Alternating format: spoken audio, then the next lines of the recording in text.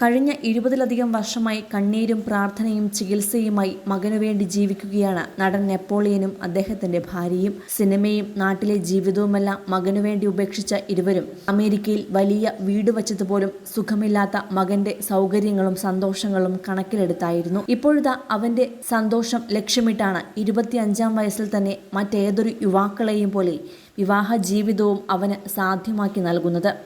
കഠിന പരിശ്രമത്തിനൊടുവിൽ തമിഴ്നാട്ടിലെ തിരുനെൽവേലിയിൽ നിന്നും ഒരു പെൺകുട്ടിയെ കണ്ടെത്തുകയും ആഘോഷമായി വിവാഹ നിശ്ചയമടക്കം നടത്തുകയും ചെയ്തിരിക്കെ കല്യാണം മുടക്കാനുള്ള ശ്രമങ്ങളും തകൃതിയാണ്. അക്കൂട്ടത്തിലേക്ക് ഏറ്റവും ആദ്യം വന്നിരിക്കുന്നത് ഡോക്ടർ കന്ദരാജിന്റെ വെളിപ്പെടുത്തലാണ്.